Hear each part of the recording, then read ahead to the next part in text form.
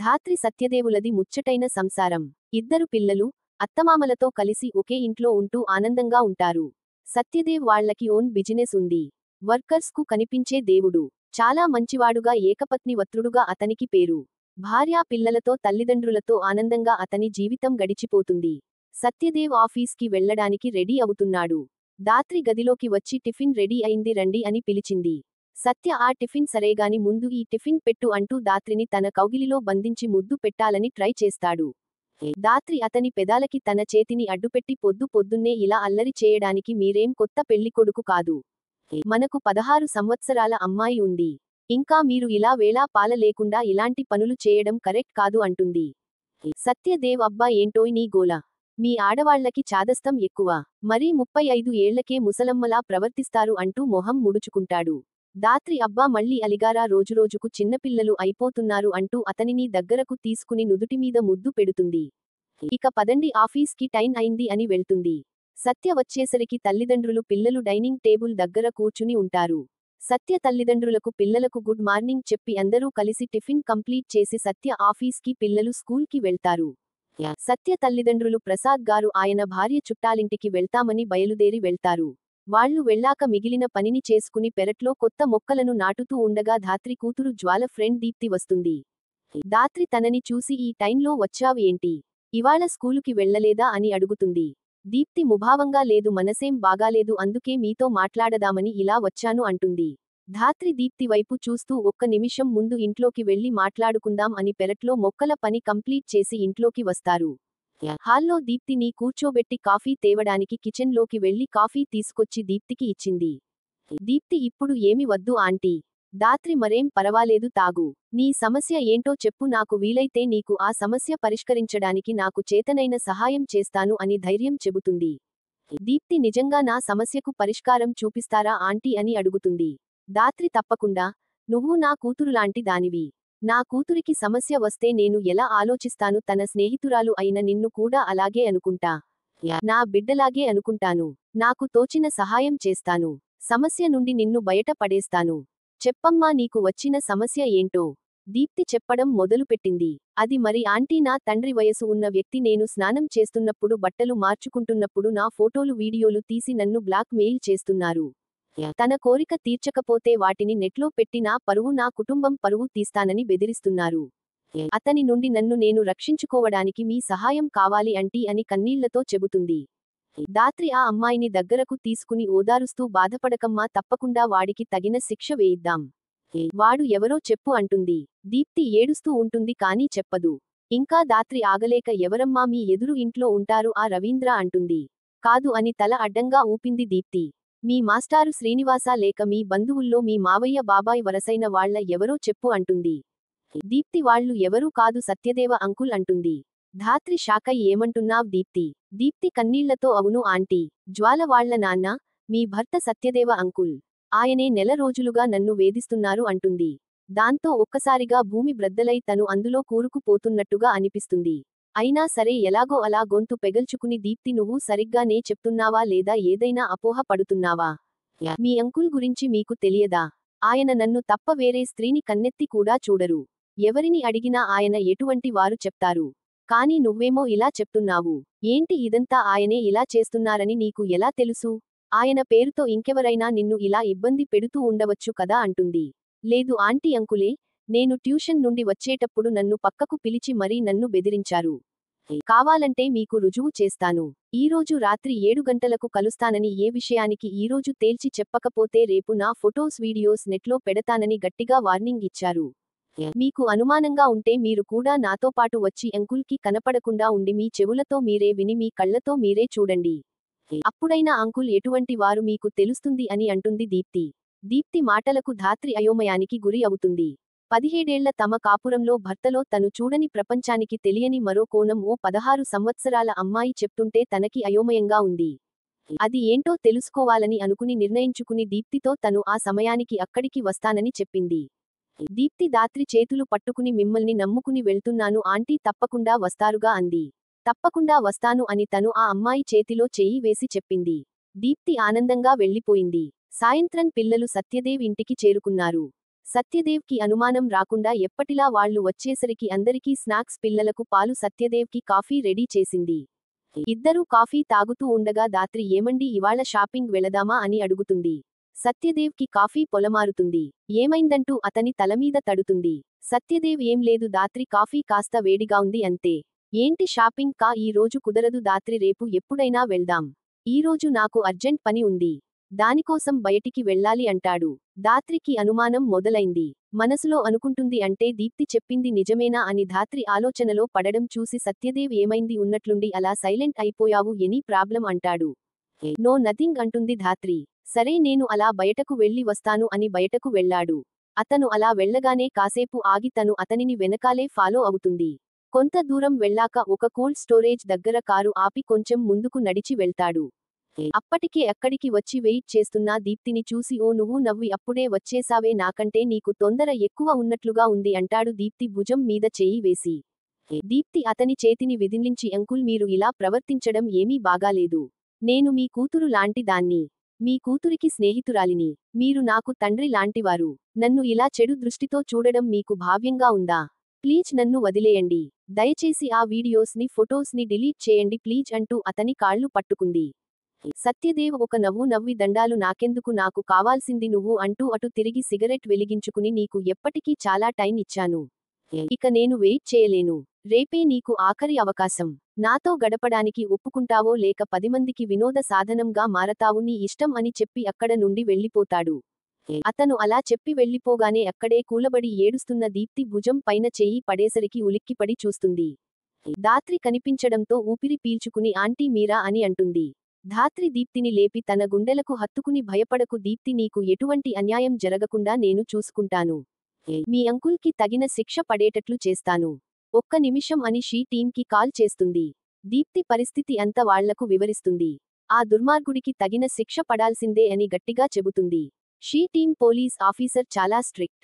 ఆడవాళ్ల విషయంలో ఇటువంటి సంఘటనకు ఆమె తీవ్రంగా స్పందిస్తుంది. దాంతో ఇమీడియట్గా అతనిపైన కేసు పుటప్ చేసింది ఆ పోలీస్ ఆఫీసర్. ఆ తర్వాత దీప్తిని వాళ్ల ఇంట్లో దించేసి తను ఇంటికి వచ్చేసింది. ఇంటికి వచ్చేసరికి ల్యాప్టాప్లో ఏదో ఆఫీస్ వర్క్ చూసుకుంటున్నాడు సత్యదేవ్. అతన్ని పలకరించకుండా వెళ్లి మిగతా పనులు చూసుకుని పిల్లలకు భోజనం వడ్డించి వాళ్లు తిన్నాక రూమ్కి పంపించింది నిద్ర పొమ్మని. ఆ తర్వాత వర్క్ కంప్లీట్ చేసుకుని సత్యదేవ వచ్చాక ఇద్దరూ కలిసి భోజనం చేశాక మళ్లీ వర్క్ చేసుకుంటున్నాడు. అతను నిద్రపోయేంతవరకు గదిలోకి వెళ్లకూడదు అని నిశ్చయించుకుని వంటింట్లోనే పనులు చేస్తూ ఉండిపోయింది. ధాత్రి మనసు రగులుతున్న అగ్నిగోళంలాగా ఉంది. భర్త నీచత్వాన్ని భరించలేకపోతోంది. ఎంతో మంచివాడు అనుకున్న భర్త స్త్రీలోలుడు అని, అందులో చిన్న పెద్ద అని తారతమ్యం లేకుండా కూతురు లాంటి ఓ అమ్మాయిని కోరుకుంటున్నారని తెలిసినప్పటి నుంచి ఆమె తమాయించుకోలేకపోతోంది. భర్తకి ఎదురు వెళ్తే అతనిని ఆవేశంలో చంపేస్తాను అని అతని ఎదురుగా వెళ్లలేకపోతోంది. అలా అర్ధరాత్రి 1 గంట వరకు హాల్లోకి కిచెన్ లోకి తిరుగుతూ కాలం గడిపేసింది. ఆ తర్వాత హాల్లోని సోఫాలో పడుకుండిపోయింది. ఈ విషయాలు ఏమీ తెలియని సత్యదేవ్ భార్య ఒకసారి పని ఎక్కువగా ఉన్నప్పుడు రూమ్కి రావడం లేట్ అవుతుంది అనుకుని నార్మల్గా నిద్రపోయాడు. తెల్లారాక కూడా భార్య కనిపించకపోయేసరికి గుడికి వెళ్ళిందేమో అనుకుని తనకు అర్జెంట్ మీటింగ్ ఉందని రెడీ అవ్వడం మొదలుపెట్టాడు. ఈలోపు జ్వాల డాడీ డాడీ అని అరవడంతో ఏం జరిగిందో అని హాల్లోకి వచ్చిన అతనికి పోలీసులు కనిపించారు. ఆశ్చర్యంతో గుడ్ మార్నింగ్ అండి ఏంటి ఇలా వచ్చారు అని అడుగుతాడు. Bad morning for you mister Satyadev. మిమ్మల్ని అరెస్టు చేయడానికి వచ్చాను అని అంటుంది ఆఫీసర్. వాట్ ఏం మాట్లాడుతున్నారు మీరు సొసైటీలో నాకంటూ ఒక పేరు గుర్తింపు ఉంది. అలాంటిది నన్ను అరెస్టు చేయడం ఏంటి? అసలు నేను చేసిన నేరం ఏమిటి? చేయాల్సిందంతా చేసి నేనేం చేశాను అని అడుగుతున్నారా? లైంగిక వేధింపుల కింద మిమ్మల్ని అరెస్టు చేస్తున్నాము అంటూ అతను చెప్పేది వినకుండా అతని చేతికి సంకెళ్లు వేస్తుంది. దీనికి మీరు తగిన ఫలితం అనుభవించాల్సి ఉంటుంది. సమాజంలో గుర్తింపు ఉన్న నాలాంటి వాళ్లని అరెస్టు చేస్తే ఏదో పబ్లిసిటీ వస్తుందని వచ్చినట్టున్నారు కానీ అలాంటిది ఏమీ జరగదు. అసలు నామీద కేసు పెట్టే ధైర్యం ఎవరికి ఉంది? ఎవరు నామీద కేసు పెట్టింది అని పొగరుగా మాట్లాడుతాడు. ఏం చెప్తే వాళ్లని బెదిరించి బ్లాక్మెయిల్ చేసి కేసుని వాపస్ తీసుకునేలాగా చేయాలని చూస్తున్నారా? అలాంటిది జరుగుతుందని ఇటువంటి కేసులు మేము కోర్టుకు వెళ్లే వరకు వాళ్లు ఎవరో చెప్పకుండా సీక్రెట్స్ మెయింటైన్ చేస్తాము. మీరు ఏం మాట్లాడాలి అనుకున్నా కోర్టులోనే మాట్లాడండి అంటూ సత్యదేవ్ని తీసుకెళ్లి కారులో కూర్చోబెడుతుంది. పిల్లలు ఇద్దరు డాడీ డాడీ అంటూ కారు దగ్గరికి పరిగెత్తుకుని వస్తారు. మీరేం భయపడకండి నేను తొందరగా తిరిగి వస్తాను అంటూ పిల్లలకు ధైర్యం చెప్తాడు. ఈ పోలీసులు పెట్టిన పిచ్చి కేసులు నిలబడవు అంటాడు. మిస్టర్ సత్యదేవ్ చేయి చేసుకునే పరిస్థితి తీసుకురావద్దు, మైండ్ యువర్ లాంగ్వేజ్ అంటుంది ఆఫీసర్. సత్యదేవ్ అసహనంగా మొహం పెట్టుకుంటాడు. ఈలోపు ధాత్రి వస్తూ కనిపిస్తుంది. ధాత్రి అని పిలుస్తాడు. సత్యదేవ్ని ఒకసారి చూసి చిరాకుగా మొహం తిప్పుకొని ఇంట్లోకి వెళ్ళిపోతుంది. సత్యదేవ్ భార్య ప్రవర్తనకి షాక్ అవుతాడు. నన్ను ఈ పరిస్థితుల్లో చూసి పోలీసులతో యుద్ధానికి దిగుతుంది అనుకున్నాడు. అలాంటిది చూసి చూడనట్టుగా మొహం తిప్పుకుని వెళ్ళిపోయేసరికి ఎందుకు అలా చేసిందో అర్థం కాక ధాత్రి వెళ్లిన వైపే చూస్తూ ఉంటాడు. ఈలోపు పోలీస్ కార్ కాంపౌండ్ దాటి వెళ్ళిపోతుంది. ఇంటికి వచ్చేసరికి ప్రసాద్ గారికి కొడుకు అరెస్ట్ అయిన విషయానికి తెలుస్తుంది. దేవ్ అరెస్ట్ అవడం ఏంటి అని షాక్ అవుతారు. వాడు ఎటువంటి వాడో మనందరికీ తెలుసు కదా, అటువంటి వాడిని ఇలాంటి కేసులు పెట్టి అరెస్టు చేయడమేంటని, ఇది మన అపోనేట్ వాళ్లు చేసిన కుట్రేమో అని అంటాడు కోడలితో. ధాత్రి లేదు మావయ్య, ఇందులో ఎవరి కుట్ర లేదు. ఇదంతా మీ అబ్బాయి చేసిన నిర్వాహకమే. ఆయన చేసిన తప్పులకి ఈరోజు అరెస్టు అయ్యారు. కూతురు లాంటి ఓ అమ్మాయిని కోరుకున్నందుకు ఈరోజు ఆయనకి ఈ శిక్ష పడాల్సిందే అంటూ దీప్తి విషయంలో చేసినది అంతా మామగారికి చెప్తుంది. అది విని ఆయన ఆశ్చర్యపోతారు. మన దేవ్లో ఇలాంటి ఒక కోణం ఉందా? ఇంత నీచానికి దిగజారాడా అని బాధపడతాడు. ఇప్పుడు ఏం చేద్దాం అమ్మ అని ధాత్రిని అడుగుతాడు. ధాత్రి కోపంగా మనం చేయాల్సింది ఏమీ లేదు మావయ్య. చేయాల్సిందంతా కోర్టు చేస్తుంది. ఆయన చేసిన తప్పుకు తగిన శిక్ష విధిస్తుంది అంతే అంటుంది. అది కాదమ్మా, అలా చేస్తే మన కుటుంబానికి ఎంత అన్యాయం జరుగుతుంది నీకు తెలియదా? రేపు మీ పిల్లల భవిష్యత్తుకు ఇదో మచ్చలా ఉండిపోతుంది. ఎలాగైనా వాళ్లని కాంప్రమైజ్కి పిలుద్దాం. తగిన నష్టపరిహారం ఇద్దాం. మన వాడితో క్షమాపణ చెప్పిద్దాం. వాడిని రిలీజ్ చేయిద్దాం. ఏమంటావ్ అని అడుగుతారు. ధాత్రి కూల్గా అలాగే మావయ్య, మీరు అన్నట్టే ఆయన్ని రిలీజ్ చేయిద్దాం. మరి మొన్న మీ మనవరాలితో ఒక అతను మిస్ బిహేవ్ చేశాడంట. వాడిని కూడా అరెస్టు చేయించాలి అనుకుంటున్నాను. వాడితో కూడా మనం కాంప్రమైజ్ అవుదామా మావయ్య? వాడికి కూడా శిక్ష పడకుండా ఉంటుంది. ఎందుకంటే వాడికి కూడా ఒక కుటుంబం ఉంటుంది కదా అంటుంది. ప్రసాద్ గారు కోపంగా, ఏంటి నా మనవరాలుని ఒకడు ఏడిపించాడా? వాడెవడో చెప్పు, ఇప్పుడే వెళ్లి వాడిని ముక్కలు ముక్కలుగా నరికి వస్తాను. ఎంత ధైర్యం ఉంటే నా మనవరాలు వైపు చూస్తాడు? వాడి కళ్ళు పీకేస్తాను అంటూ ఆవేశ పడిపోతారు. అప్పుడు ధాత్రి చిరునవ్వు నవ్వుతూ, చాలా బాగుంది మావయ్య, మీ ఇంటి ఆడపిల్లను ఎవరూ కన్నెత్తి కూడా చూడకూడదు. అదే పరాయి ఆడపిల్లల్ని మీ అబ్బాయి ఎంతైనా వేధించవచ్చు. అలా వేధించినా కూడా మీ అబ్బాయికి ఎటువంటి శిక్ష పడకూడదు కదా. న్యాయాన్ని బాగా చెప్పారు మావయ్య గారు. కానీ నేను అలా కాదు. తప్పు ఎవరు చేసినా న్యాయంగా వాళ్లకు పడాల్సిన శిక్ష పడాల్సిందే. అది భర్త అయినా సరే, బిడ్డలు అయినా సరే, ఆఖరికి నన్ను కన్న తల్లిదండ్రులు అయినా సరే, నేను అయినా సరే. నా దృష్టిలో న్యాయం అందరికీ ఒకటే మావయ్య, ఒక్కటే అంటూ అక్కడి నుండి తన గదిలోకి వెళ్ళిపోతుంది. ధాత్రి మాటలకి ప్రసాద్ గారు ఆందోళనకి గురి అవుతారు. ధాత్రి ఇంత గట్టిగా న్యాయం కావాలి అని నిలబడి ఉంది అంటే తప్పకుండా ఆ అమ్మాయి పక్షాన నిలబడుతుంది. ఇప్పుడు నా కొడుకు పరిస్థితి ఏంటి అని టెన్షన్ పడిపోతారు. దేవ్ చేసిన తప్పుకి శిక్ష పడాల్సిందే అని ధాత్రి అంత గట్టిగా చెప్పడంతో కోడల్ని ఎలా కన్విన్స్ చేయాలో అర్థం కాక అలాగే ఆలోచిస్తూ ఉంటారు ప్రసాద్ గారు. ఇంతలో అతనికి ఒక ఆలోచన వస్తుంది. వెంటనే లేచి రెడీ అయ్యి బయటకు వెళ్తాడు. ఒక 2 గంటల తర్వాత ఇంట్లోకి విజయగర్వంతో అడుగుపెడతాడు. నేను చేయాల్సింది అంతా చేశాను. ఇంకా దేవ్కి శిక్ష పడే విషయంలో ధాత్రి ఏం చేయలేదు అని మనశాంతిగా ఉంటాడు. దేవ్ తల్లి సులోచన గారికి ఇంకా ఈ విషయాలు ఏమీ తెలియవు. ఆడపడుచు ఇంట్లోనే ఏదో పని ఉందని ఆగిపోయింది. ప్రసాద్ గారు ఈ విషయాలు ఏవి ఆమెకు తెలియనియలేదు. కొడుకు ఇంటికి వచ్చాక అప్పుడు తీరికగా ఈ విషయాలు చెబుదామని సైలెంట్గా ఉన్నారు. తెల్లవారితే కోర్టు హిరింగ్ ఉంటుంది. కోడలు ల్యాప్టాప్లో ఏదో పని చేసుకుంటూ ఉంటుంది. ప్రసాద్ గారు ధాత్రి అని పిలుస్తారు. ధాత్రి చెప్పండి మావయ్య గారు అంటుంది ముభావంగా. ప్రసాద్, రేపు నువ్వు కోర్టుకి రావడానికి వీలు లేదమ్మా. నువ్వు ఆ అమ్మాయి తరఫున మాట్లాడితే ఇంటి కోడలిగా స్థానాన్ని కోల్పోవలసి ఉంటుంది అంటూ వార్నింగ్ టోన్లో చెప్తారు. నీకు ఆ అమ్మాయికి న్యాయం జరగడం కావాలా లేదా ఈ ఇంటి కోడలి స్థానం కావాలో నువ్వే నిర్ణయించుకో అని చెప్తారు. ధాత్రి ఆయన అడిగిన మాటకి మౌనంగా లోపలికి వెళ్లి కొన్ని పేపర్స్ తెచ్చి ప్రసాద్ గారు చేతిలో పెడుతుంది. ఏంటి ఈ పేపర్స్ అంటూ నిర్లక్ష్యంగా చూసి కళ్లజోడు సరిచేసుకుని ఆ డాక్యుమెంట్ చూసి ధాత్రి అని పెద్దగా అరుస్తారు. అప్పుడే ఇంట్లోకి వస్తున్న సులోచన ఆయన అరుపుకి దగ్గరికి పరిగెత్తుకుంటూ వచ్చి, ఏమైంది అండి అంత కోపంగా అరుస్తున్నారు? ఏం జరిగింది అంటూ ఆయన్ని సోఫాలో కూర్చోబెడుతుంది. ప్రసాద్ గారు సులోచనను చిరాకుగా చూస్తూ, నువ్వు ఇప్పుడు వచ్చావు ఏంటి? నేను 2 రోజుల తర్వాత రమ్మని చెప్పాను కదా. అంత కొంపలు మునిగిపోయినట్లు ఇప్పుడే వచ్చావా ఇంటికి అని అడుగుతారు. సులోచన బాధగా చూస్తూ, అలా అంటారు ఏంటండి, మిమ్మల్ని ఒకరిని వదిలి నేను ఎలా ఉంటాను? మీకు టైం ప్రకారం మందులు అవి ఇవ్వాలి కదా అని వచ్చేశాను. ఆ మాత్రం దానికి మీరు ఇలా కోపం తెచ్చుకుంటారు ఏంటి? అసలు మీరు ఎందుకు కోప్పడుతున్నారు ముందు అది చెప్పండి అంటుంది. నేను ఎందుకు కోపంగా ఉన్నానా? ఇదిగో ఈ పేపర్స్ చూడు, నీ కోడలు నీ కొడుకుకు విడాకులు ఇస్తుందట. అది చూసి అరుస్తున్నాను అంటూ పేపర్లను సులోచన గారు చేతులు పెడతాడు. సులోచన ఆ పేపర్లు వంక అయోమయంగా చూస్తూ దాత్రి, ఏంటమ్మా ఇది? నువ్వు విడాకులు ఇచ్చే ఎంత గొడవ మీ మధ్య? ఏం జరిగింది? 4 రోజులు మేము ఇంట్లో లేకపోయేసరికి ఏంటి ఇదంతా? అసలు ఏమైంది? ఎందుకు ఇంత పెద్ద నిర్ణయం తీసుకున్నావు అంటూ కోడలు భుజం మీద చెయ్యి వేసి అడుగుతుంది. అత్తగారికి దాత్రి జరిగిందంతా చెబుతుంది. అంతా విన్న సులోచన గారు, దాత్రి, నువ్వు తీసుకున్న నిర్ణయం చాలా మంచిది. నీకు తోడుగా నేను ఉంటానమ్మా. అలాంటి వాడికి శిక్ష పడాల్సిందే అంటుంది. సులోచన గారు కూడా కోడలికి సపోర్ట్ చేస్తూ కొడుకుని శిక్షించాలి అనుకోవడంతో ప్రసాద్ గారికి కోపం నశాలానికి అంటింది. దాంతో ఆయన కోపంగా, సులోచన, నువ్వు కన్నతలివి అయి ఉండి కన్న కొడుకుకి శిక్ష పడాల్సిందే అంటావా? ఏదో తెలియక తప్పు చేసి ఉంటాడు. ఏదో ఆవేశంలో జరిగి ఉంటుంది. అంత మాత్రం చేత కొడుకుకి శిక్ష పడడం కరెక్టే అంటావా? అసలు నువ్వు కన్నతల్లివేనా అంటూ సులోచన గారి మీద అరుస్తారు. అప్పుడు సులోచన గారు కన్నీళ్లతో, అవునండి, కన్నతల్లిని, కానీ బిడ్డకు సంస్కారం నేర్పలేని అసమర్థపు తల్లిని. ఈరోజు వాడు జైలు పాలు అయ్యేంతవరకు వాడు ఎలాంటివాడు, వాడి ఆలోచన విధానం ఏంటో కూడా తెలుసుకోలేని అసమర్థపు తల్లిని. అందుకే వాడితో పాటు నాకు శిక్ష పడాల్సిందే అంటూ కుమిలిపోతారు. సులోచన గారి మాటలు విని ప్రసాద్ గారు, చీచి, ఈ ఆడవాళ్లంతా ఇంతే. అందరికీ న్యాయం ధర్మం జరగాలంటూ కుటుంబాల పరువుని రోడ్లు పాలు చేస్తారు అంటూ చిరాకుగా అక్కడి నుంచి వెళ్లిపోతారు. కోర్టు హాల్లో అందరూ హాజరవుతారు. జడ్జి గారు రావడంతో అందరూ లేచి నిలబడి, జడ్జిగారు కూర్చోవడంతో అందరూ కూర్చుంటారు.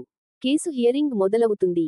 వివరాలు చెబుతూ, మైనర్ బాలికపై అత్యాచారం చేయడానికి ఆ అమ్మాయి న్యూడ్ ఫొటోస్ వీడియోస్ నెట్లో పెడతానని ఆ అమ్మాయిని బ్లాక్మెయిల్ చేసినందుకు ఇతనికి తగిన శిక్షలు వేయాలని లాయర్ మాట్లాడతాడు. ఆ అమ్మాయిని సాక్షిగా పిలవమనడంతో దీప్తి అని పిలుస్తారు. దీప్తి వచ్చి బోనులో నిలబడుతుంది. లాయర్ దీప్తిని క్రాస్ ఎగ్జామ్ చేస్తూ వివరాలు అడగడంతో దీప్తి, దేవంకుల్ చాలా మంచివారు. నన్ను వాళ్ళ అమ్మాయితో సమానంగా చూసుకుంటారు. అసలు అలాంటిదేమీ లేదు. పోలీసులు అంకుల్ మీద కేసు ఎందుకు పెట్టారో నాకు తెలియదు. ఎవరైనా అంకుల్కి పడని వాళ్లు నా పేరు ఉపయోగించి కేసు పెట్టారేమో, అంతే తప్ప అంకుల్ నా ఫొటోస్ వీడియోస్ ఏది తీయలేదు. నన్ను బ్లాక్మెయిల్ చేయలేదు అని చెప్పి తలదించుకుంది. షీ టీమ్ ఆఫీసర్ ఇందిరా లేచి నిలబడి, దీప్తి, అలా చెప్తున్నావేంటి? నువ్వు దాత్రి గారు కలిసే కదా సత్యదేవ్ గారి పైన కంప్లైంట్ చేశారు. మళ్ళీ ఈరోజు ఇలా చెప్తున్నావేంటి? నువ్వు ఎవరికి భయపడవలసిన అవసరం లేదు. జరిగింది జరిగినట్టు చెప్పు అని అంటుంది. దీప్తి ఆఫీసర్ వైపు తిరిగి, నేను మీకు కంప్లైంట్ ఇవ్వలేదు ఆంటీ. నా పేరు ఎందుకు చెప్పారు నాకు తెలియదు. వాళ్ళకి ఏవైనా ఫ్యామిలీ గొడవలు ఉన్నాయో ఏమో నాకు తెలియదు అంటుంది. అంతా విన్న సత్యదేవ్ లాయరు, యువరానర్, విన్నారుగా, ఈ అమ్మాయి సత్యదేవ్ మీద కేసు పెట్టింది అన్నారు. ఆ అమ్మాయి సత్యదేవ్ నిర్దోషి, అతనికి ఎటువంటి సంబంధం లేదని చెప్పింది. ఇది కేవలం పోలీసులు సత్యదేవ్ అపోనెంట్స్ దగ్గర లంచం తీసుకుని చేసిన పని అని మనకు అర్థమవుతుంది. కాబట్టి నా క్లయింట్ సత్యదేవ్ని నిర్దోషిగా విడుదల చేయాలని కోరుకుంటున్నాను అని చెప్తాడు. విజయ గర్వంతో తండ్రి కొడుకులు ఒకరినొకరు చూసుకుని నవ్వుకుంటారు. దీప్తి అలా ఎందుకు చెప్పిందో అర్థం కాక సులోచన గారు ఆలోచిస్తూ ఉంటారు. జడ్జిగారు తీర్పు రాస్తున్న సమయంలో, ఒక్క నిమిషం జడ్జిగారు అంటూ ఒక పిలుపు వినిపిస్తుంది. అందరూ తలలు తిప్పి అటువైపు చూస్తారు. ఒంటినిండా దెబ్బలతో తల నుండి రక్తం కారుతూ చేతిపైన నల్లకోటు వేసుకుని ఫైల్స్ పట్టుకుని ఉంటుంది దాత్రి. ధాత్రిని అలా చూసి అందరూ షాక్ అవుతారు. జడ్జిగారు, ముందు ఆవిడకి ఫస్ట్ ఎయిడ్ చేయండి అని చెప్పారు. లేదు సార్, నేను ఈ కేసుపై వాదించడానికి తగిన సాక్ష్యాధారాలతో వచ్చాను. నాకు వాదించడానికి అనుమతి ఇవ్వండి అంటుంది. అప్పుడు జడ్జిగారు, ఇట్స్ ఓకే లాయర్ గారు. మీరు ట్రీట్మెంట్ తీసుకుని మళ్ళీ మీట్ అవుతాం అంటాడు ఆమెకు నచ్చ చెప్తున్నట్టు. 2 గంటల తర్వాత తిరిగి కోర్టు మొదలవుతుంది. జడ్జిగారు వాదోపవాదాలు వినిపించండి అంటారు అని పర్మిషన్ ఇవ్వడంతో దాత్రి లేచి నిలబడి, థాంక్యూ అని దీప్తి దగ్గరికి వెళ్లి నిలబడుతుంది. నీ పేరు దీప్తి. ధాత్రి, సత్యదేవ్ గారు మీకు ఎలా పరిచయం అని అడుగుతుంది. దీప్తి, నా ఫ్రెండ్ జ్వాల వాళ్ళ నాన్నగారు, అలా తెలుసు అంటుంది. ధాత్రి, ఆయన ప్రవర్తన నీ పట్ల ఎలా ఉండేది అని అడుగుతుంది. దీప్తి మౌనంగా తలదించుకుంది. దాత్రి, చూడు దీప్తి, ఇది కోర్టు, ఇక్కడ అన్ని నిజాలు చెప్పాలి. అలాగే ఇలా మౌనంగా ఉంటే ఇక్కడ కుదరదు. చెప్పు, ఆయన నీ పట్ల ఎలా ప్రవర్తించేవారు అని గట్టిగా అడుగుతుంది. దీప్తి కంగారుగా, ఆయన నన్ను వాళ్ళ అమ్మాయితో సమానంగా చూసేవారు అని కన్నీళ్లతో తలదించుకుంది. అప్పుడు ధాత్రి మెల్లగా దీప్తికి మాత్రమే వినిపించేలా, నువ్వు కంగారు పడకుండా జరిగింది చెప్పు, మీ అమ్మకి ఏమీ కాదు. నేను తనని విడిపించుకు తీసుకొని వచ్చాను అని చెప్తుంది. దీప్తి ఆశ్చర్యంగా తలెత్తి చూసి, నిజంగానా అని అడుగుతుంది. ధాత్రి కళ్లతో కోర్టు గ్యాలరీలో చూపిస్తుంది. అక్కడ దీప్తి తల్లి శాంతి కూర్చొని ఉంటుంది. తల్లిని చూడగానే దీప్తికి ఆనందంగా అనిపించింది. నేను నిజం చెప్తానండి అని అంటుంది గట్టిగా. జడ్జిగారు చెప్పమ్మా అంటారు. దీప్తి నేను ఒక రోజు జ్వాల కోసం వాళ్ళ ఇంటికి వెళ్ళాను. అప్పుడు ఆంటీ, జ్వాల ఎవరూ లేరు. వాళ్ళు ఏదో పేరంటానికి వెళ్లారు అని అంకుల్ చెప్పారు. సరే నేను మళ్ళీ వచ్చి కలుస్తాను అని వెళ్ళిపోతున్న నన్ను బలవంతంగా కూర్చోబెట్టి ఇక్కడికి వచ్చి ఏమీ తాగకుండా వెళ్తావా? ఇప్పుడే వస్తాను అని చెప్పి జ్యూస్ తీసుకుని వచ్చి నన్ను తాగమని బలవంతం చేశారు. నేను వద్దు అని అనడంతో ఇద్దరి మధ్యలో జ్యూస్ గ్లాసు నా డ్రెస్ మీద పడిపోయింది. డ్రెస్ మొత్తం తడిచిపోయింది. నేను కంగారుపడుతూ ఉంటే అంకుల్ పర్వాలేదు జ్వాల రూమ్ కి వెళ్లి వాష్ చేసుకుని వేరే డ్రెస్ మార్చుకో. జ్వాల డ్రెస్ నీకు సరిపోతుందిలే. నేను చాలా బతిమాలాను అయినా ఆయన వినకుండా నన్ను వేధించారు. నువ్వు ఈ డ్రెస్ లో ఎలా వెళ్తావు అని అనడంతో నేను జ్వాల రూముకి వెళ్లి డ్రెస్ మార్చుకుని ఇంటికి వెళ్లిపోయాను. తరువాత 2 రోజులకు అంకుల్ వాట్సాప్ నుంచి నాకు ఫొటోస్ వచ్చాయి. దాంట్లో నేను బట్టలు మార్చుకుంటున్న అప్పటి ఫొటోస్ వీడియోస్ ఉన్నాయి. ఆ ఫొటోస్ వీడియోస్ చూసి నేను ఒక్కసారిగా షాక్ అయిపోయాను ఏంటి ఇదంతా ఎలా జరిగింది అని. ఆ తర్వాత అంకుల్ నాకు ఫోన్ చేసి నేను చెప్పినట్లు చేస్తే ఇవి బయటకు వెళ్ళవు. లేదా నెట్ ప్రపంచంలోకి నీ ఫోటోలను పంపిస్తాను అని బెదిరించడం మొదలుపెట్టారు. నేను చాలా బ్రతిమాలా. అయినా ఆయన వినకుండా నన్ను వేధించారు. నాకు ఏం చేయాలో తోచక ఆంటీ దగ్గరికి వెళ్లి నా సమస్య చెప్పుకున్నాను. అప్పుడు ఆంటీ అంకుల్ పై ఇంద్రా మేడంకి కంప్లైంట్ చేశారు అని చెప్పి తన దగ్గర ఉన్న ఫోన్ని దాత్రికి ఇచ్చింది. దాత్రి ఫోన్ని జడ్జి గారికి అందజేసింది. జడ్జిగారు ఫొటోస్ వీడియోస్ ని పరిశీలించి ఈ అమ్మాయి ఫొటోస్ సత్య గారి ఐపీ అడ్రస్ నుంచి వచ్చిందా లేదా అని వెరిఫై చేయండి అని పోలీస్ వారిని ఆదేశించారు. ఆ తర్వాత దాత్రి మాట్లాడుతూ సత్యదేవ్ గారు ఎంతటి దుర్మార్గమైన వ్యక్తి అంటే ఈ అమ్మాయినే కాదు ఎంతోమంది అమ్మాయిలని ఇలా లైంగికంగా వేధింపులకు గురి చేశారు. దానికి సంబంధించిన ఫైల్ ఇది అని ఒక ఫైల్ ని అందజేసింది. అలాగే ఇదే కాకుండా వారి ఇంట్లో పని చేసే దుర్గమ్మ కూతురు సీత అనే అమ్మాయిని తల్లిని చేసి ఆ అమ్మాయి చావుకి కారణం అయ్యారు. ఆ పుట్టిన బిడ్డకు ఈయనకు సంబంధించిన DNA రిపోర్టు ఇది అని మరొక ఫైల్ ఇచ్చింది. అలాగే ఈయన ఆఫీసులో పనిచేసే లేడీ ఎంప్లాయీస్ ని కూడా చాలా హెరాస్ చేశారు. వాళ్లకు సంబంధించిన ఫైల్ ఇది. దీంట్లో ఆయన వాళ్లని ఎలా వేధించాడు దానికి సంబంధించిన ఆధారం కూడా ఉంది అని ఒక పెన్ డ్రైవ్ ని జడ్జి గారికి అందించింది. ఈయన ద్వారా లైంగిక వేధింపులకు గురి అయిన కొంతమంది అమ్మాయిలను నెక్స్ట్ వాయిదాలు సాక్ష్యం చెప్పడానికి కోర్టుకు హాజరయ్యేందుకు అనుమతి ఇవ్వండి అని కోరుతుంది ధాత్రి. జడ్జి వాదోపవాదాలు విన్న తర్వాత దాత్రి గారి అభ్యర్థన మేరకు అమ్మాయిలను సాక్ష్యం చెప్పడానికి అనుమతి ఇస్తూ ఈ కేసుని 10వ తేదీకి వాయిదా వేస్తున్నట్లు చెప్తారు. జడ్జిగారు వెళ్లిపోయాక సత్యదేవుని పోలీసులు తీసుకుని వెళుతుంటే ఒక్క నిమిషం అని దాత్రి దగ్గరకు వెళ్లి గెలిచానని సంబరపడిపోతున్నావా అది ఎప్పటికీ జరగదు. నేను జరగనివ్వను. అది సరేగాని దీప్తి నీకు చెప్పింది కాబట్టి నీకు ఈ విషయానికి గురించి తెలిసింది. మరి ఆ సీత గురించి, మా ఆఫీస్ స్టాఫ్ గురించి నీకు ఎలా తెలిసింది అని అడుగుతాడు. ధాత్రి నీ గురించి తెలిసాక నేను ఎంక్వైరీ చేయడం మొదలుపెట్టాను. అలా ఈ వారం రోజుల్లో మీ గురించిన నిజాలు బయటపడ్డాయి. అబ్బా ఏం నటించారండి. సీత నెల తప్పిందని వాళ్ళ అమ్మ కొడుతుంటే దాన్ని దగ్గరకు తీసుకుని మీరు నటించిన నటన ఉంది చూశారా మామూలుగా లేదు.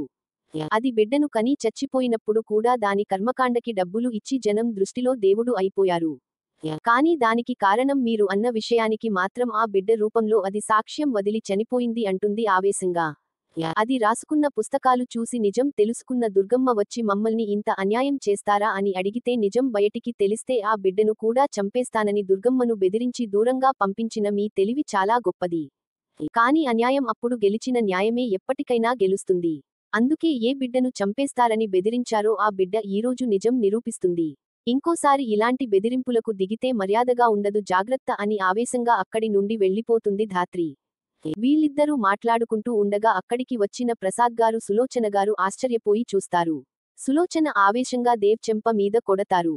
నువ్వు అసలు మనిషివేనేరా? చిన్న పిల్లరా 18 ఏళ్లు కూడా నిండని ఆ పిల్లను తల్లిని చేశావా? పైగా అది చనిపోయినప్పుడు ఎంత నాటకం ఆడావురా? నీలాంటి దౌర్భాగ్యుడిని నా కడుపులో మోసిన నేను చాలా పాపాత్మురాలిని. నీలాంటి పశువుకి జన్మనివ్వడం నా దురదృష్టం. ప్రసాదుగారి వైపు తిరిగి చూశారా మీ కొడుకు చేసిన ఘనకార్యం. ఇలాంటి చండాలుడికేనా మీరు సపోర్టుగా నిలబడింది?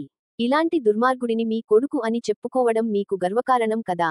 వీడి కోసం అమాయకురాలైన శాంతిని కిడ్నాప్ చేయించారు. దీప్తిని నిజం చెప్పొద్దు అని బెదిరించారు. ఇంటికి కోడలు అని చూడకుండా దాత్రిని గాయపరిచారు. అసలు మీరు మనుషులేనా అని ప్రసాద్ గారిని నిలదీస్తుంది. ప్రసాద్ గారు సులోచన మాటకి సమాధానం చెప్పకుండా తలదించుకుంటారు. కాసేపటి తర్వాత ఇన్స్పెక్టర్ ఇందిర వైపు తిరిగి అమ్మ వీడు శాశ్వతంగా జైలులో ఉండేలాగా శిక్ష వేయించండి అని చెప్పి సులోచనను తీసుకుని వెళ్లిపోతాడు ప్రసాద్ గారు. దేవ్ వాళ్లు వెళ్లిన వైపే చూస్తూ అలాగే నిలబడిపోయాడు. ఇంతకాలం తండ్రి సపోర్ట్ ఉంటుంది కాబట్టి ఎలా అయినా బయటకు రావచ్చు అనుకున్నాడు. తండ్రి కూడా అలా మాట్లాడి వెళ్లేసరికి అతను కూడా షాక్ అయిపోతాడు. పోలీసులు తీసుకెళ్లి కార్లో కూర్చోబెట్టి జైలుకు తరలిస్తారు. ధాత్రి ఇంటికి చేరుకునే సమయానికి పిల్లలిద్దరూ ఎదురుచూస్తూ ఉంటారు. తల్లిని చూడగానే ఎదురెళ్లి తల్లిని పట్టుకుని మమ్మీ ఏం జరిగింది? తలకు ఆ కట్టేంటి అని అడుగుతారు కంగారుగా. ధాత్రి ఏం లేదమ్మా, చిన్న యాక్సిడెంట్ అంతే. మీరేం కంగారు పడకండి. స్కూల్ నుంచి వచ్చి టిఫిన్ చేశారా అని అడుగుతుంది. పిల్లలు లేదు మమ్మీ, ఏమి తినాలనిపించలేదు. నిన్ను ఒకటి అడగొచ్చా అని నెమ్మదిగా అంటారు. ధాత్రి ఏంటమ్మా, ఏదైనా అడగడానికి పర్మిషన్ ఎందుకు అడగండి. జ్వాల డాడీకి కంపల్సరిగా శిక్ష పడుతుందా మమ్మీ అని అడుగుతుంది. ధాత్రి సీరియస్గా పిల్లల వైపు చూస్తూ మీ డాడీకి కాదమ్మా, ఎవరు తప్పు చేసిన శిక్ష పడుతుంది. జ్వాల డాడీ జైలుకు వెళ్లాడు అని మా స్కూల్లో అందరూ మమ్మల్ని వెక్కిరిస్తున్నారు. మీ డాడీ చెడ్డవాడు అని కామెంట్ చేస్తున్నారు మమ్మీ అంటుంది బాధగా. ధాత్రి బాబువైపు తిరిగి సిద్ధు, నువ్వు వెళ్లి పాలు తాగి టిఫిన్ చేయి అని చెప్పి జ్వాలను తీసుకుని తన గదిలోకి వెళుతుంది. జ్వాలని తన పక్కన కూర్చోబెట్టుకుని దీప్తి విషయంలో, సీత విషయంలో, మిగిలిన అమ్మాయి విషయంలో దేవ్ చేసిన తప్పులన్నీ చెప్తుంది. ఇప్పుడు చెప్పు, నీ పట్ల వేరే ఎవరైనా ఇలా ప్రవర్తిస్తే నువ్వు ఊరుకుంటావా? శిక్ష పడాలని కోరుకుంటావా లేదా? మరి అది మీ నాన్న అయినా నువ్వు అలాగే కోరుకోవాలి కదా. నీలాంటి సాటి ఆడపిల్లను ఏడిపించిన మీ నాన్నని శిక్షించడం తప్పా చెప్పు. ఎవరికి వారు ఇలా మా కుటుంబంలోని వ్యక్తిని క్షమించవచ్చు కదా అనుకుంటే ఆ ఒక్క కుటుంబం కోసం ఆలోచిస్తూ పోతే ఇంకా ఎన్ని కుటుంబాల వ్యక్తులు నష్టపోతారు, కష్టాల పాలవుతారు తెలుసుకో. నువ్వు కూడా ప్రపంచం గురించి తెలుసుకో. ఆ బాధ్యత నీకు ఉంది. మంచి చెడుకు ఉన్న తేడా నువ్వు తెలుసుకోవాలి అంతే తప్ప నేను నా అనే స్వార్థం పనికిరాదు అంటుంది. I hope you understanding this words అంటూ కూతుర్ని దగ్గరికి తీసుకుంది. తల్లి మాటలు విన్న జ్వాల, నేను ఒకసారి నాన్నని కలవాలి అనుకుంటున్నాను అంటుంది. సరే, రేపు తీసుకెళ్తాను అంటుంది ధాత్రి. జైల్లో కూర్చున్న దేవ్కి కళ్లముందు సీత పకపక నవ్వుతూ కనిపిస్తుంది. ఆశ్చర్యపోతూ భయంగా సీతను చూస్తాడు. నువ్వు అంటాడు భయంగా. సీత అలాగే నవ్వుతూ, ఏంటి దేవ్ బాబు మీరు భయపడుతున్నారు? ఎదుటివారి భయంతో బాధతో పని లేకుండా మీ పశుత్వాన్ని చూపించే మీరు భయపడడం ఏంటి? చిన్నపిల్లని అని చూడకుండా మా ఇంట్లోకి వచ్చి నన్ను అత్యాచారం చేశారు. ఆ విషయానికి బయటకు చెప్తే మా అమ్మని చంపేస్తానని బెదిరించారు. 2 సంవత్సరాలు నాకు నరకం చూపించారు. చివరికి తల్లిని అయ్యాక కూడా మా అమ్మ నన్ను కొడుతుంటే ఏమీ తెలియని వాడిలా నా పక్కన నిలబడి మా అమ్మకి నచ్చ చెప్పినట్లే నటిస్తూ నా పేరు చెప్పావంటే నీ అంతు చూస్తాను అంటూ అంత మందిలో నన్ను బెదిరించారు, ఎవరికీ వినపడకుండా. ధాత్రి అక్క అప్పుడు ఏమీ తెలియక నాతో నిజం చెప్పించాలని చాలా ప్రయత్నించిన నేను ప్రేమించిన వాడు నన్ను మోసం చేసి వెళ్లిపోయాడని చెప్పి నింద నామీద వేసుకున్నాను. చిన్న వయసులో బిడ్డను కనలేక నేను చచ్చిపోయినా కూడా నువ్వు నీ నాటకాన్ని ఆపలేదు. నీ డబ్బుతో నా కర్మకాండ జరిపించి అందరి దృష్టిలో దేవుడివి అయ్యావు. నన్ను నిలువునా చంపిన రాక్షసుడివి అని ప్రపంచానికి తెలియకుండా జాగ్రత్త పడ్డావు. కాని ఇప్పుడు ఏమైంది? నిజం నిప్పులాంటిది. నువ్వు చేసుకున్న పాపం ఈరోజు బద్దలైంది. నా బ్రతుకుని అర్ధాంతరంగా ముగించిన నీ పాపానికి ఫలితంగా పుట్టిన బిడ్డ ఈ రోజు నిన్ను జైలు పాలు చేసింది. ఇక నీ బ్రతుకంతా జైల్లో మగ్గిపోవాల్సిందే. క్షణం క్షణం నరకం అనుభవించాల్సిందే. నాలాంటి అమ్మాయిలకు నువ్వు చేసిన ద్రోహం నీకు శాపం అయి వెంటాడుతుంది అంటూ పగలబడి నవ్వుతూ ఉంది. అలా జరగడానికి వీలు లేదు అంటూ దిక్కున లేచి కూర్చుంటాడు. కాస్త తేరుకుని చుట్టూ చూస్తాడు. 2 చేతులతో జుట్టు వెనక్కి అనుకుని ఇదంతా నా కల అనుకుంటూ ఊపిరి పీల్చుకున్నాడు. కాసేపటి తర్వాత డాడీ అన్న పిలుపు వినబడి తల తిప్పి చూస్తే జ్వాల కనిపిస్తుంది. డాడీ అని మరోసారి పిలుస్తుంది. ఇబ్బందిగా వచ్చి దగ్గరగా నిలబడతాడు. జ్వాల, ఎందుకు ఇలా చేశావు డాడీ, ఇలా ఎందుకు చేశావు? మమ్మీ నీకేం తక్కువ చేసింది? నీకు దగ్గరుండి అన్ని చూసుకోవాలి అని, మమ్మల్ని అందరినీ ప్రేమగా చూసుకోవాలని తను ఎంతో ఇష్టంగా చదివిన లా ప్రాక్టీస్ కూడా వదిలేసింది కదా మీకోసం, మన కుటుంబం కోసం ఆలోచిస్తూ. ఇంతగా ప్రేమించే అమ్మకి ద్రోహం చేయాలని నీకు ఎలా అనిపించింది డాడీ? దీప్తి నేను ఒకే వయసు వాళ్ళం. అలాంటి తనని తప్పుడు దృష్టితో ఎలా చూశారు? అది మీ గురించి ఏమి అనేదో తెలుసా డాడీ? మీ డాడీని చూస్తే నాకు మా డాడీని చూసినట్టు ఉంటుంది. చిన్నప్పుడే మా డాడీ చనిపోయారు. నాకు తండ్రి ప్రేమ ఎలా ఉంటుందో తెలియదు. దేవ్ అంకుల్ నాతో మాట్లాడితే నాకు మా డాడీతో మాట్లాడినట్టు ఉంటుంది అని. అది అలా అన్నప్పుడు నాకు చాలా ఆనందంగా అనిపించింది. తండ్రి లేని ఒక అమ్మాయికి మా డాడీ తండ్రి ప్రేమ అందిస్తున్నాడు అని. కానీ మీ మాటల్లో మీ ప్రేమ వెనుక మీరు తన భుజం మీద చేయేసి ఒక నీచమైన ఆలోచన ఉందని మేము ఇద్దరము తెలుసుకోలేకపోయాం డాడీ. ఇప్పుడు మీరు చేసిన ఈ పని వల్ల మీరు ఒక్కరే కాదు, మీ కుటుంబం అంతా శిక్ష అనుభవిస్తున్నది. ఒక దుర్మార్గుడు పిల్లలుగా మాకు, ఒక నేరస్తుడు భార్యగా అమ్మకి, మిమ్మల్ని కన్న తల్లిదండ్రులుగా బామ్మ తాతయ్యలకి అందరికీ సమాజంలో తలెత్తుకుని బతక లేకుండా శిక్ష విధించారు. మీరు ఒకరు చేసిన తప్పుకి ఇప్పుడు కుటుంబం అంతా శిక్ష అనుభవిస్తున్నారు. ఎందుకు డాడీ మీకు ఆడవాళ్లు అంటే ఎంత చులకన ఎందుకు? మీరు ఒక ఆడదానికి బిడ్డ, మరో ఆడదానికి భర్త, ఒక కూతురికి తండ్రి ఇలా మీ జీవితమంతా ఆడవాళ్లతోటే ముడిపడి ఉండగా అలాంటి ఆడజాతిని ఎందుకు ఇలా వేధిస్తారు? ఇలా మీలాంటి వారే రేపు నా జీవితాన్ని కూడా అల్లకల్లోలం చేస్తే మీరు భరించగలరా చెప్పండి డాడీ చెప్పండి అంటూ తండ్రిని ప్రశ్నిస్తూనే ఏడుస్తుంది. దేవ్ బాధగా కన్నీరు పెట్టుకున్నాడు. ఈ లోపు టైం అయిపోయిందని పోలీసులు చెప్పడంతో అక్కడి నుండి వెళ్లిపోయింది జ్వాల. దేవ్ కేసు ఫైనల్ జడ్జ్మెంట్ కి అందరూ కోర్టుకి హాజరయ్యారు. దేవ్ ని తీసుకొచ్చి బోనులో నిలబెట్టారు. వాదోపవాదాలు మొదలుపెట్టండి అని జడ్జ్ గారు పర్మిషన్ ఇవ్వగానే దాత్రి లేచి నిలబడుతుంది. దేవ్ జడ్జిగారు ఒక నిమిషం నేను మాట్లాడొచ్చా? జడ్జి తప్పకుండా మీరు ఏం చెప్పాలి అనుకుంటున్నారో చెప్పండి. దేవ్ ముందు నా వల్ల నష్టపోయిన వాళ్ళు అందరికీ క్షమాపణ చెప్పాలని అనుకుంటున్నాను. అలాగే ఈ కేసుపై ఇక ఏ వాదోపవాదాలు అవసరం లేదు. నేను నా తప్పులన్నింటినీ ఒప్పుకుంటున్నాను. అలాగే నా వల్ల నష్టపోయిన చనిపోయిన సీతకు పుట్టిన బిడ్డకి నా ఆస్తిలో కొంత వాటా ఇవ్వాలి అనుకుంటున్నాను. నా భార్య కోరుకున్నట్టే తనకు విడాకులు కూడా ఇవ్వడానికి ఒప్పుకుంటున్నాను. నేను చేసిన పాపానికి నన్ను ఉరితీయండి జడ్జిగారు అని చెప్పి మౌనంగా నిలబడతారు. కోర్టు అంతా సైలెన్స్ అయిపోతుంది. జడ్జిగారు తీర్పును వెలువరిస్తారు. మైనర్ బాలికలపై అత్యాచారం చేసినందుకు 7 ఏళ్లు. అలాగే సీతపై అత్యాచారం చేసి ఆమె చావుకు కారణమైన అందువల్ల 14 ఏళ్లు మొత్తం 21 సంవత్సరాలు కఠిన కారాగార శిక్ష విధించడం అయింది అని తీర్పు ఇస్తారు. జడ్జిమెంట్ అయ్యాక అందరూ బయటకు వస్తారు. కొద్దిసేపు కుటుంబ సభ్యులతో మాట్లాడుకోవడం కోసం అవకాశం ఇస్తారు. దేవ్ ప్రసాద్ గారు, సులోచన గారు కాళ్ల మీద పడి నన్ను క్షమించండి అని కన్నీళ్లు పెట్టుకుంటాడు. దేవ్ బాబు అని ఇద్దరు కలిసి అతన్ని పైకి లేపుతారు. దేవ్ డబ్బున్న గర్వంతో నోరులేని ఆడవాళ్లు ఏం చేస్తారు అని, నాకు ఉన్న స్త్రీలు శ్రీలోలత్వాన్ని మీకు ఎవరికీ తెలియకుండా ఇంతకాలం తెరవెనుక ఎన్నో అన్యాయాలను అక్రమాలను చేశాను.